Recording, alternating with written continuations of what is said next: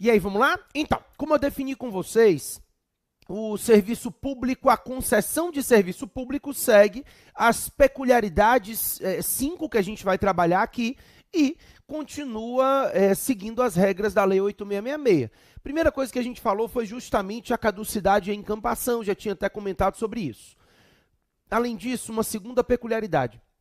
Nos contratos de concessão de serviço público, o poder do Estado de fiscalizar a execução do objeto contratual é um poder tão amplo que a lei regulamenta que, havendo indícios de irregularidades na empresa concessionária, o Estado pode decretar a intervenção na concessionária. Então, havendo indícios de que a empresa concessionária está irregular, o poder público pode decretar intervenção. O que é isso? Por meio de um decreto, chefe do executivo, ele decreta mesmo, a intervenção na concessionária, afasta o dirigente da empresa e, no lugar desse dirigente, ele coloca um agente público, que é o interventor. Então, ele afasta o dirigente da empresa e ele coloca um agente público que vai tomar conta da empresa durante todo o período de intervenção. A ideia é que, durante esse período de intervenção, esse agente público vai gerir a empresa concessionária. Isso porque o Estado precisa apurar algumas irregularidades e, para que ele possa apurar essas irregularidades, é razoável que o dirigente da empresa não esteja lá, senão ele vai atrapalhar o andamento desse processo administrativo. Então, ele afasta o dirigente da empresa, coloca um agente público, coloca um interventor gerindo a empresa.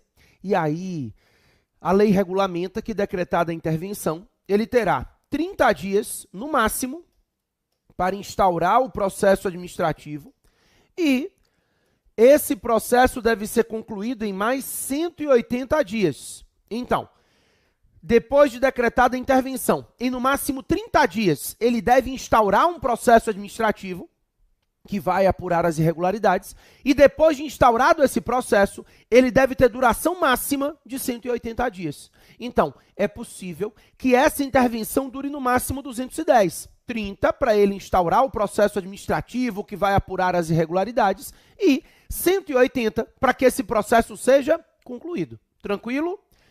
O que a prova faz? Prova da primeira fase do AB, 19º, sei lá, tem um tempinho aí. Primeira fase, a questão dizia, falou lá de um exemplo de uma concessão, e na letra A disse: não é possível se decretar intervenção sem que haja prévio processo administrativo em que se assegure a ampla defesa. Olha que vontade de marcar, mas não marque não, porque na intervenção o processo administrativo não é prévio. Então, dizer que não se pode decretar intervenção sem que haja um prévio processo administrativo, está errado. No caso da intervenção, o processo administrativo é posterior, Primeiro se decreta a intervenção, depois passa-se a instauração desse processo administrativo. A ideia é de que essa intervenção ela tem que ser feita para, posteriormente, no máximo 30 dias, o processo administrativo ser instaurado. E aí, obviamente, ao final da intervenção, existem duas possibilidades. A primeira é se checar que não houve irregularidade nenhuma. Se não houve irregularidade, ao final, devolve a empresa. E extingue a intervenção e devolve a empresa para o dirigente. Então, a ideia é que checou que não existe nenhuma irregularidade, eram indícios, mas eram falsos. Enfim, não se conseguiu encontrar nenhuma irregularidade, nenhum inadimplemento da empresa. Extingue a intervenção, devolve a empresa e presta contas, O interventor, ele tem que prestar contas daquele período que ele geriu a empresa. Agora, a outra possibilidade é justamente o oposto, É possível que no bojo da intervenção se verifiquem irregularidades na empresa concessionária. E aí, nesse caso, verificadas irregularidades na concessionária, da intervenção pode decorrer a caducidade do contrato. A intervenção não é necessária obrigatoriamente antes da decretação de caducidade. Não. Se o Estado verificou o inadimplemento da empresa, ele pode, mediante processo administrativo, decretar caducidade. Agora, é possível que essa caducidade decorra da intervenção. Então, ao final da intervenção, verificou que a empresa estava irregular, aí, da intervenção, pode decorrer a caducidade do contrato. Beleza? Ótimo. Terceiro ponto importante. Então, primeiro, a gente já conversou, o poder de administração de extinguir o contrato unilateralmente, caducidade e encampação. O segundo é essa possibilidade de intervenção na empresa concessionária mediante decreto do chefe do executivo. O terceiro ponto importante é o artigo 23A da Lei 8987, que regulamenta que nos contratos de concessão de serviço público, as controvérsias podem ser solucionadas por meio de arbitragem.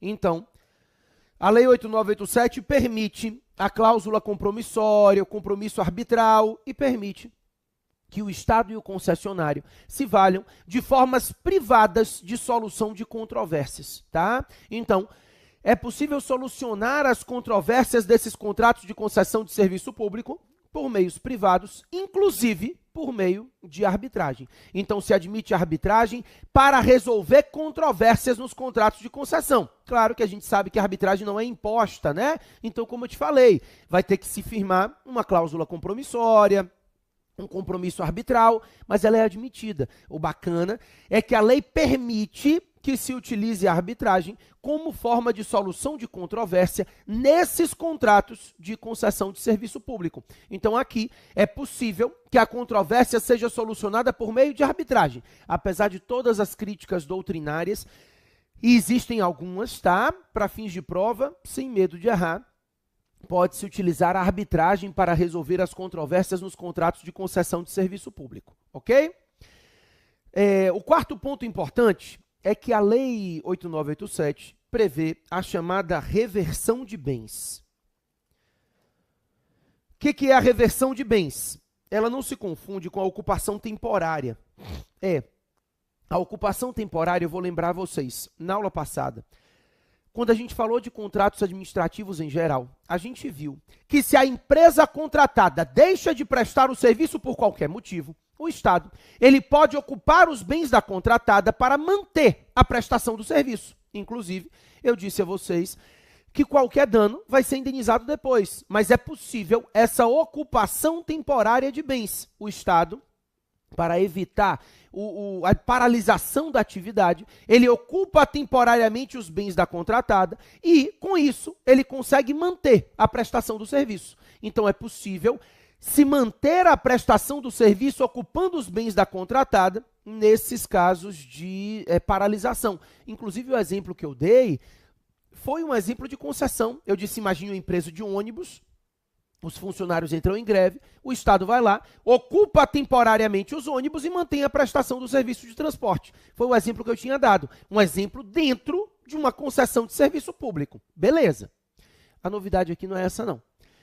A novidade é a reversão de bens, que não se confunde com a ocupação temporária, porque a ocupação temporária, como o nome já diz, é temporária. A reversão de bens é uma transferência de propriedade. Então, sempre que você pensar em reversão de bens, vai pensar numa transferência de propriedade. A ideia é de que essa reversão ela ocorre ao final dos contratos de concessão. Terminado o contrato de concessão, o Estado reverte para si todos os bens da concessionária que estavam atrelados à prestação de um serviço. Como eu te falei, a reversão ela é uma transferência de propriedade. O Estado, ele reverte para si, ele transfere para si a propriedade de todos os bens da concessionária que estavam atrelados à prestação de um determinado serviço público. Isso é reversão de bens, é transferência de propriedade, tá? Então, imagine que ao final do contrato, claro, se o contrato foi extinto antes do prazo, vai ter que ser paga uma indenização. Se ele durou o prazo inteiro, normalmente esse valor indenizatório é amortizado durante o contrato. Então, no bojo do contrato, a administração já vai pagando, já incluindo os bens que serão revertidos. Mas o fato é, mediante indenização, seja ela paga no bojo do contrato, seja ela paga automaticamente, a administração reverte para si os bens que estejam sendo atrelados, que estejam sendo utilizados na prestação do serviço, que é o que a gente chama de bens reversíveis, né? Os bens reversíveis nada mais são do que os bens da concessionária que estão sendo utilizados por ela para a execução da atividade. A intenção é evitar que o serviço seja paralisado até que o novo contrato de concessão seja firmado, né? Então, para evitar que de um contrato para o outro fique sem a prestação do serviço, o Estado pode ocupar os bens da contratada e, com isso, ele mantém a execução da atividade. Bacana? Ótimo. Beleza. Por fim, o último ponto que eu quero conversar com vocês é a subcontratação. O que acontece no caso da subcontratação? A gente aprendeu na aula passada que nos contratos administrativos em geral, a subcontratação é admitida desde que haja previsão no edital e no contrato, desde que haja autorização do poder público e desde que ela seja parcial, né? Então, antes de você olhar aí a subconcessão, na regra geral da 8666, subcontratar contratos administrativos é possível? Sim, mas a subcontratação, ela depende de alguns requisitos. Primeiro, é possível se subcontratar partes do contrato. Eu não posso subcontratar o contrato inteiro, né? Falamos disso. Segundo, tem que haver previsão no edital e no contrato. E terceiro, tem que haver autorização do poder público. Então, nos contratos administrativos em geral, a subcontratação já tem que respeitar alguns requisitos. Tem que ser parcial, tem que ter previsão no edital e no contrato e tem que ter autorização do poder público. Nas concessões de serviço público, a subcontratação recebe o nome de subconcessão. Então, subconcessão nada mais é do que a subcontratação no contrato de concessão. Pois é. A subconcessão depende de licitação na modalidade concorrência. Então, para que seja feita a subconcessão, tem que ser realizado um procedimento licitatório na modalidade concorrência, tá? Então, a subconcessão, além de tudo que você aprendeu para as subcontratações, depende de licitação e essa licitação deve ser feita na modalidade concorrência, ok? Beleza. Com isso entendido, dentro desse contexto, em 2004, foi editada a Lei 11.079. E a Lei 11.079 de 2004 criou as chamadas parcerias público-privadas, ou PPPs. PPP, ou parceria público-privada, nada mais é do que, na verdade, nada mais são, porque são duas, do que duas novas espécies de contratos de concessão. Isso, então a Lei 8987 fala das concessões comuns e a Lei 11.079 trata das concessões especiais. PPPs são concessões especiais. A ideia é de que a parceria público-privada nada mais é do que uma concessão especial de serviço público. Sempre que você pensar em PPP, vai pensar em concessão especial. E aí, o que a gente tem que saber sobre PPP, sobre concessão especial? Primeiro, quando eu falo de parcerias público-privadas, nós temos duas espécies de concessões criadas pela Lei 11.079. Basicamente, a concessão patrocinada. Vou botar de preto aqui para a gente ir trabalhando ela. Nós temos a concessão patrocinada e a concessão administrativa. Então, parcerias público-privadas são concessões, sim, e são concessão patrocinada e concessão administrativa. São as duas novas espécies de concessão de serviço público. Agora eu posso lhe dizer o seguinte, as concessões comuns se dividem em concessão simples e concessão precedida de obra, né? Então, quando falamos de concessões comuns, ela pode ser simples ou precedida de obra. E as concessões especiais são concessão patrocinada e concessão administrativa. Então, a ideia é de que as PPPs são duas novas espécies de concessão. É porque a gente ouve assim, parceria, e pensa que é um convênio. Não, são concessões. São concessões especiais de serviço público. Se é concessão, a gente já conhece a regra geral. A administração contrata a empresa presta o serviço e é remunerada pelo usuário do serviço. Então, a regra geral de concessão, a gente já sabe, mas elas são especiais. E se elas são especiais, a gente vai ter que checar exatamente qual é o ponto de especialidade dessas concessões. Vamos lá? Seguinte, vou começar com a concessão patrocinada. A concessão patrocinada eu vou colocar de vermelho. Essa funciona assim, ó. A administração contrata a empresa presta o serviço, é remunerada pelo usuário, mas, adicionalmente às tarifas do usuário, a empresa recebe também uma remuneração do parceiro público. É porque aqui a gente não chama de concedente concessionária, a gente chama de parceiro público, parceiro privado, olha que lindo. Pois é, então na concessão patrocinada, o que nós temos é o Estado patrocinando o contrato de concessão. A empresa concessionária, que é o que a gente vai chamar de parceiro privado, ela cobra a tarifa dos usuários, mas adicionalmente a essas tarifas dos usuários, ela recebe também uma remuneração do Estado, uma remuneração do parceiro público. A pergunta é, para que isso? Para garantir modicidade, né? No bloco passado, a gente viu que um dos princípios aplicáveis à prestação do serviço público seria o princípio da modicidade ou modicidade das tarifas. Pois é, então eu estou lhe dizendo que, nesses casos, a empresa concessionária ela vai receber um patrocínio do Estado, né, um subsídio estatal, e com isso ela pode manter tarifas mais baixas na execução da atividade. Exatamente. Ela consegue prestar o serviço com um custo mais baixo para o usuário, porque o lucro dela está sendo mantido pelo patrocínio da administração pública. Então, nesse caso, quando eu tenho uma concessão patrocinada, o Estado, ao patrocinar esse contrato de concessão, ele acaba auxiliando a empresa a receber uma margem de lucro sem precisar cobrar uma tarifa tão alta do usuário. Então, nessa concessão patrocinada, eu consigo diminuir as tarifas porque, adicionalmente à tarifa, a empresa recebe também uma remuneração do Estado.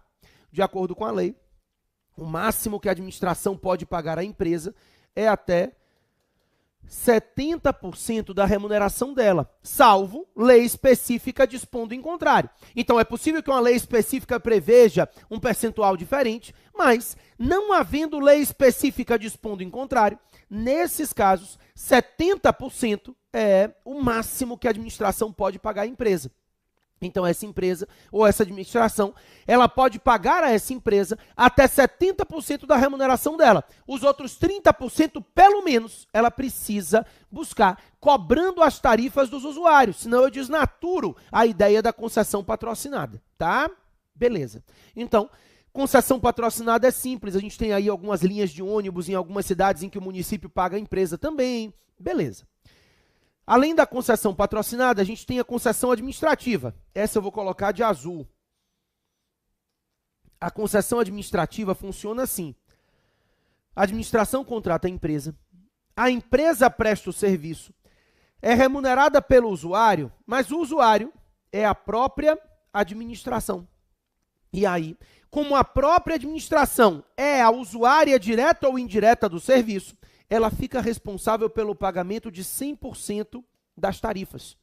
Na concessão administrativa, a administração pública paga 100% das tarifas porque ela figura como usuária, ou usuária direta ou usuária indireta do serviço. Então, como ela figura como usuária direta ou indireta, ela fica responsável pelo pagamento de 100% das tarifas nesses contratos de concessão administrativa. Exemplo, vamos lá. O exemplo clássico lá do direito americano, presídio. A administração contratou a empresa construiu o presídio e vai prestar o serviço penitenciário. Adianta cobrar do preso?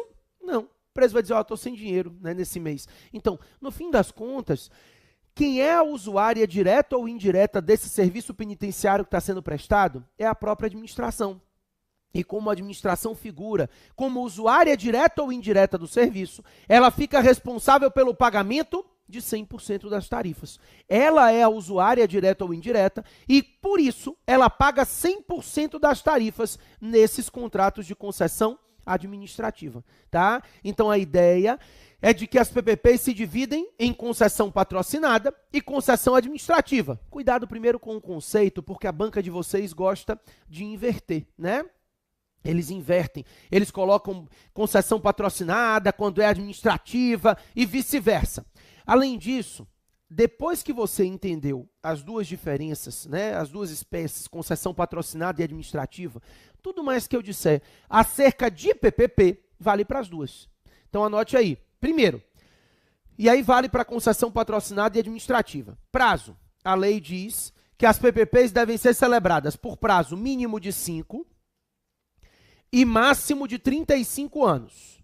Então, a primeira regra é o prazo. Não é possível. A gente sabe que todo contrato administrativo tem que ter prazo determinado. Isso a gente já conversou.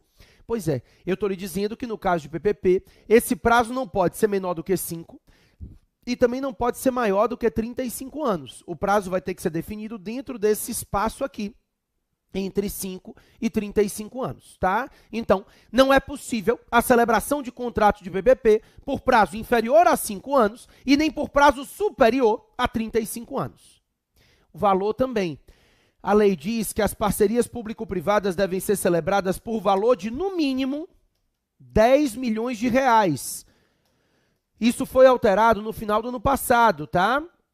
Até então, a parceria público-privada deveria ser por, no mínimo, 20 milhões. Daí, no ano passado, a gente teve essa alteração e hoje é possível celebrar contrato de parceria público-privada a partir de 10 milhões de reais. Então, o prazo tem que ser no mínimo de 5 e máximo de 35 anos e o valor deve ser de, no mínimo, 10 milhões de reais. Não é possível um contrato de parceria público-privada por valor inferior a 10 milhões. 10 milhões é o valor mínimo. Além disso, para que seja um contrato de PPP, tem que ser objeto do contrato também a prestação de um serviço público. Como eu estou te falando, não precisa ser objeto único. Então, pode ser que ele tenha que executar a obra, entregar a mão de obra, mas a prestação de um serviço público tem que ser objeto do contrato. Não pode se firmar um contrato de parceria público-privada somente com o objeto de execução de obra, de entrega de mão de obra. Não é possível. Necessariamente, a prestação de um serviço público também será objeto desse contrato. Então, esse contrato de parceria público-privada tem que ter como objeto, ainda que não objeto único, mas tem que ter como objeto também a prestação de um serviço público. A ideia é de que nesses contratos de parceria público-privada, a prestação de serviço público também terá que ser um objeto do contrato. Mesmo que ele tenha que executar a obra, mesmo que ele tenha que entregar a mão de obra, ele também vai ter que ter como objeto do contrato a prestação de um serviço público. Bacana? Ótimo. Vamos lá. Com isso entendido, esses contratos de parceria público-privada, então, eles serão celebrados pela administração e a grande novidade trazida pela Lei 11.079 é o que a lei chama de compartilhamento de riscos. O compartilhamento de riscos, pessoal, nada mais é do que a responsabilidade solidária do Estado nos contratos de PPP. É porque a gente aprendeu nas concessões de serviço público comuns que a responsabilidade do Estado é subsidiária, né? A gente via que a empresa concessionária responde objetivamente pelos danos causados a terceiros e o Estado também responde objetivamente, mas de forma subsidiária. A responsabilidade da concessionária é objetiva e primária, e a responsabilidade do Estado é objetiva e subsidiária. Foi o que a gente conversou, né? Pois é. Nas PPPs, não. Nas PPPs, a responsabilidade do Estado é solidária. Então, existe um compartilhamento de riscos e uma solidariedade da responsabilidade entre o parceiro público e o parceiro privado. Não há responsabilidade subsidiária do Estado, mas sim uma responsabilidade solidária do Estado. O parceiro público e o parceiro privado respondem solidariamente por todos os danos decorrentes desse contrato de parceria público-privada. Então, a ideia é de que a PPP, ela enseja a responsabilidade solidária do Estado. Tranquilo? Para quê? A ideia é de que ter o Estado como responsável solidário, né, o Estado lá lastreando o contrato, gera uma redução de risco. E essa redução de risco gera ganho, gera redução de custo. Então, por exemplo, essa empresa vai conseguir empréstimos com valores muito mais baixos, porque ela tem o Estado garantindo o contrato dela. O Estado como garantidor, né, como responsável solidário. Então, essa responsabilidade solidária do Estado, essa garantia de ter o Estado lastreando o contrato, reduz risco. E essa redução de risco reduz o custo da contratação. Então, esse contrato fica mais baixo. A lei diz que devem ser compartilhados os riscos, mas que também compartilham-se os ganhos decorrentes da redução do risco. Então, os riscos serão compartilhados e também serão compartilhados todos os ganhos que decorram da redução do risco. Nós temos um compartilhamento de riscos e temos um compartilhamento dos ganhos decorrentes da redução do risco. Os ganhos decorrentes da redução do risco também serão compartilhados, tá? A ideia é de compartilhamento de riscos e de compartilhamento dos ganhos que decorram da redução do risco, tá? Então, vai ser feita uma análise e esses riscos e ganhos serão compartilhados. A questão é, adianta ter o Estado como responsável solidário? Se as pessoas sabem que para cobrar do Estado tem que entrar numa fila de precatório que não acaba nunca, isso reduz o risco? Não reduz. É por isso que a Lei 11.079 havia inovado no ordenamento jurídico, permitindo que as controvérsias decorrentes dos contratos de PPP sejam solucionadas por meio de arbitragem. Isso é uma inovação. Na verdade, a arbitragem foi inserida na Lei 8.987 depois. Depois disso, em 2006, foi inserido o artigo 23A na Lei 8.987 e inseriu a arbitragem para os contratos de concessão comuns, que não tem muita razão de ser, porque aqui a arbitragem existe para realmente garantir a redução do risco. A decisão arbitral não é uma decisão judicial e, por isso, não se submete à ordem cronológica de pagamento de precatório. Para o particular é sensacional ter essa garantia de que vai se resolver com o Estado na arbitragem sem necessidade do precatório. Tranquilo? Ótimo. Só que tem um problema. Dinheiro para um lado, dinheiro para o outro. O Estado paga a empresa, né, concessionária, a gente já viu que existe um valor a ser pago aí, inclusive esse valor pode ser pago por meio de cessão de crédito não tributário, pode ser pago por meio de depósito mesmo, então existem várias formas aí de se pagar, né, esse valor que a administração paga à empresa, mas o fato é que eu preciso de alguém para gerir esse contrato de parceria público-privada. Alguém que seja imparcial. Um terceiro, que não seja nem o parceiro público e nem o parceiro privado, que vai ficar responsável pela gestão da PPP. Por isso, antes da assinatura do contrato, deve ser criada uma sociedade de propósito específico. O que é a sociedade de propósito específico? Simples, é uma empresa. É uma sociedade, né? O nome já diz, é uma empresa mesmo, que vai ser criada para a gestão, com o único propósito de fazer a gestão do contrato de PPP. Então, ela tem um propósito específico, gerir o contrato de parceria público-privada. A ideia é de que essa empresa é criada com a única finalidade de fazer a gestão desse contrato de PPP. É uma sociedade de propósito específico que é criada para gerir o contrato de parceria público-privada, tá? Essa sociedade de propósito específico, ela é uma companhia, ela pode ser, na verdade, ela é uma empresa privada, pode ser criada como companhia, ela pode ter capital aberto, vender ações em bolsa de valores. Então, ela é uma empresa privada, ela vai ter como parceiros, vai ter como sócios o parceiro público, o parceiro privado, qualquer particular que tenha interesse, porque ela pode ser criada inclusive como companhia de capital aberto. Ela pode vender ações em bolsa de valores, ela não é possível que ela tenha capital aberto, ela é uma empresa privada. A única coisa que a gente tem que tomar cuidado é que a lei veda expressamente que o Estado, o parceiro público, tenha o controle acionário da sociedade de propósito específico.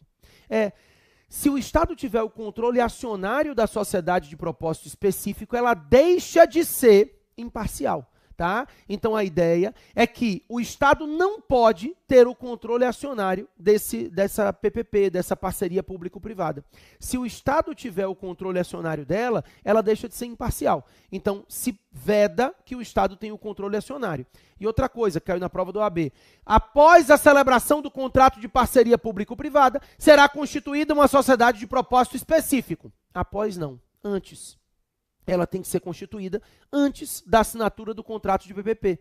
Então, antes de a administração pública assinar o contrato de parceria público-privada, ela precisa constituir essa sociedade de propósito específico. Não depois, antes. Tranquilo? Ótimo. Me dá um minuto.